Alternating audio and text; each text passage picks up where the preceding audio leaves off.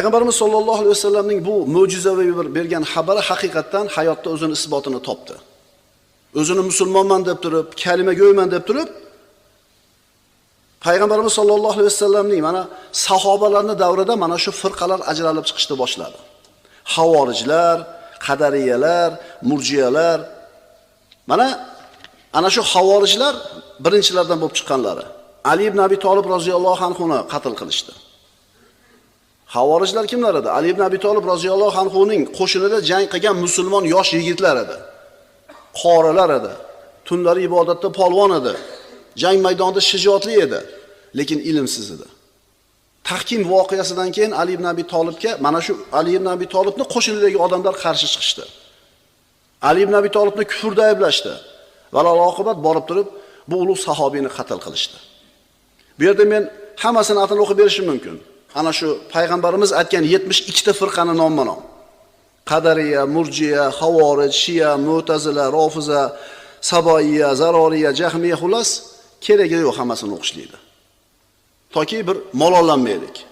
Demak, zikr qilingan mana shu 72 ta firqadan 20 tasi Rofiziylarga tegishli, 20 tasi Havorijlarga. Qarang, Havorijlar dindan chiqib ketib turib yana bo'liniryapti. Bularning ishi bo'linish. Bularning ishi bo'linish. Islom bo'lmaydi. Islom bo'lmaydi, islom birlashtiradi. Bo'linyaptimi? Demak, yo'lni boshida adashgan bular.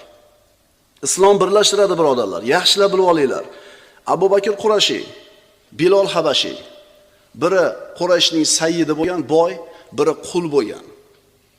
Qul bo'lgan. Islom ularni birlashtirdi. Salmon Farsi, Suhayb Rumi, turli joydan, turli toifadagi odamlar, lekin islom birlashtirdi. Islom ukalar birlashtiradi, bo'lmaydi.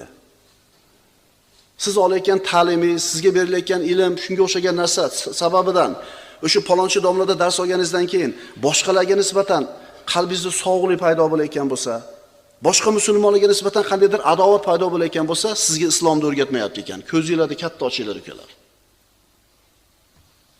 12 ta qolgan firqalar Najjoriya, Bakriya, Ziroriya, Jahmiya va hokazolar. Mana endi 72 tasi o'tdi. 73-firqa ahli sunna val jamoa.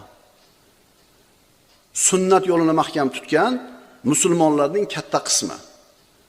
Bizi ota-bobomiz birodarlar mana shu ahli sunna val jamoa bo'lib kelgan. Mana shu firqalar ana shu bir musulmonlarning yurtlarida qanaqa jangi jadallarni boshlaganligi, musulmonni qonun to'kishiga sabab bo'lgan qanaqa ishlarni qilganliklarini birodarlar tarixda o'qisak yaxshi tushunib olamiz.